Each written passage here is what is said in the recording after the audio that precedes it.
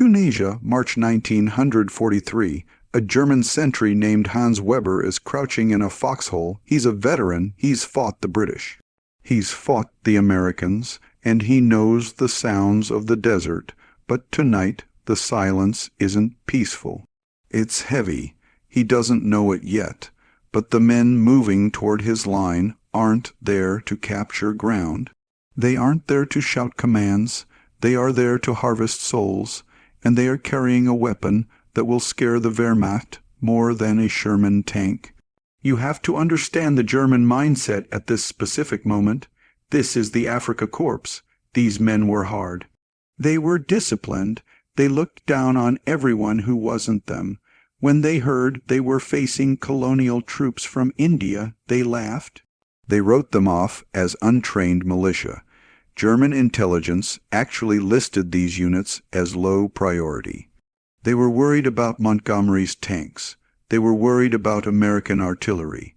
They didn't spare a single sentence for the 5'4" mountain men hiking up the ridgeline. And that arrogance was about to get a lot of good German boys killed. Back to Hans. In that foxhole he sees movement. Not a squad, not a patrol, just 4 shadows. They are low to the ground.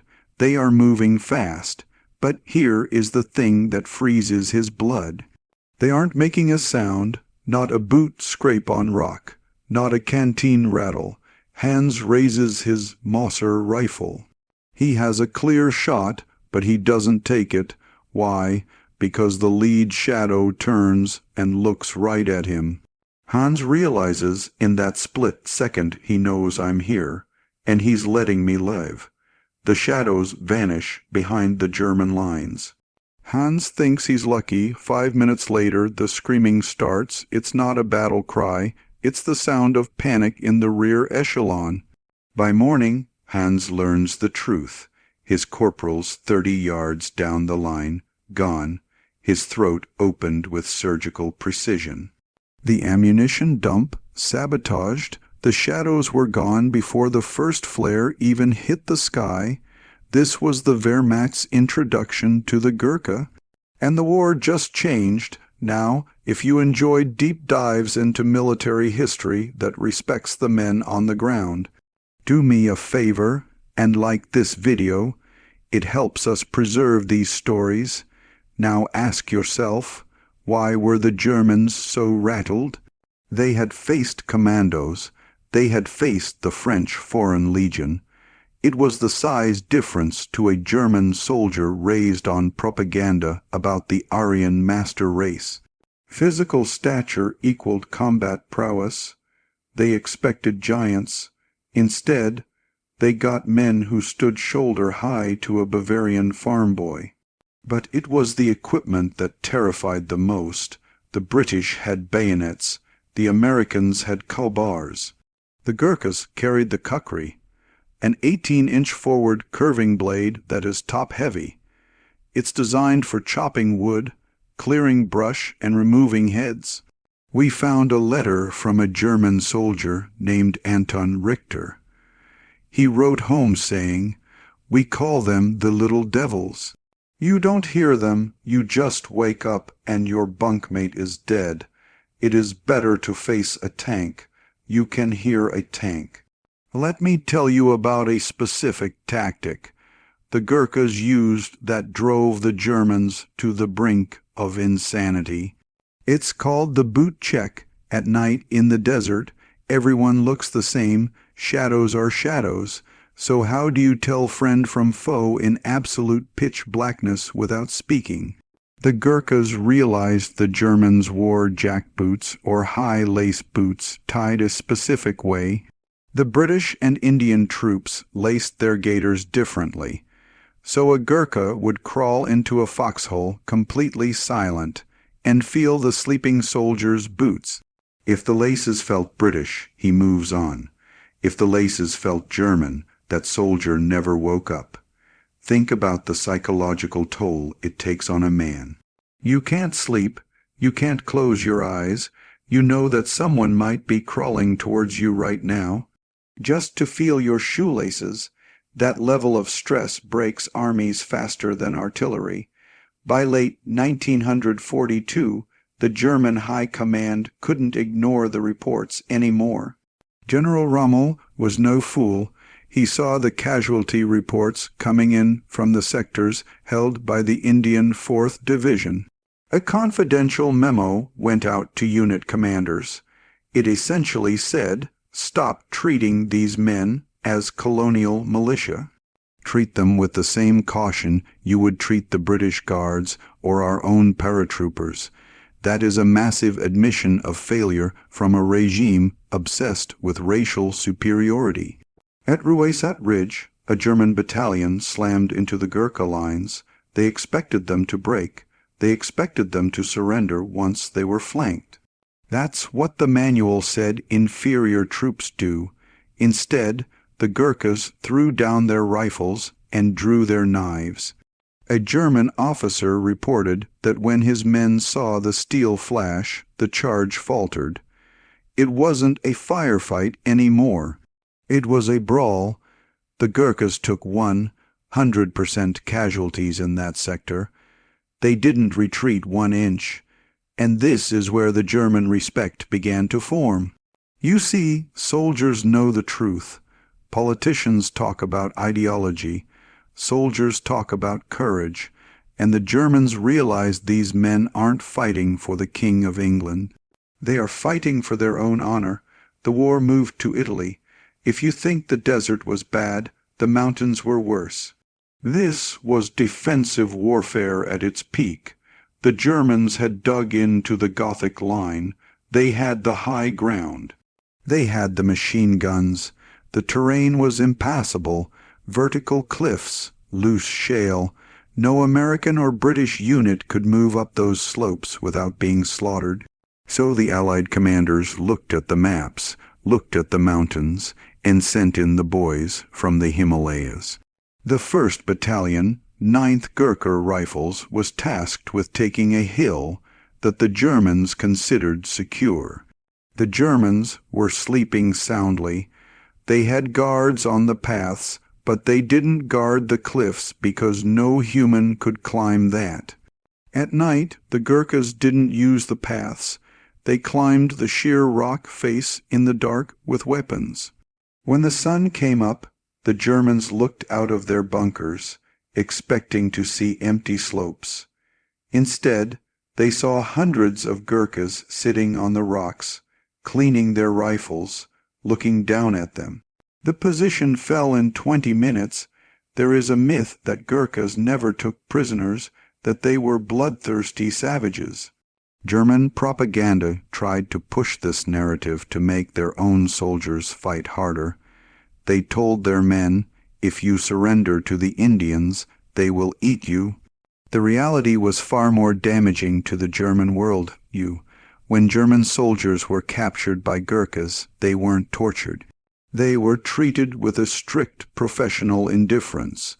A German sergeant named Otto Becker wrote about his capture near Monte Cassino. He was terrified.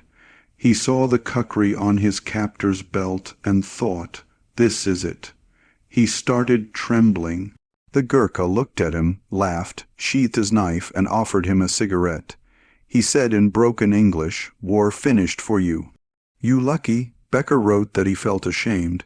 He realized he wasn't dealing with a monster. He was dealing with a professional who was simply better at war than he was. We have to talk about the battle cry. Every army has one. The Marines have Oorah. The paratroopers have Kurihi. The Gurkhas have Io Gorkhali. It means the Gurkhas are upon you. Ludwig Hartmann, a German infantryman, wrote about hearing this cry in the middle of a mortar barrage. He said it didn't sound like men screaming in anger. It sounded like joy. That is what broke the German spirit. They were fighting men who seemed to enjoy the impossible odds. At Monte Cassino, the monastery, the fighting was hand-to-hand for weeks. It was a meat grinder.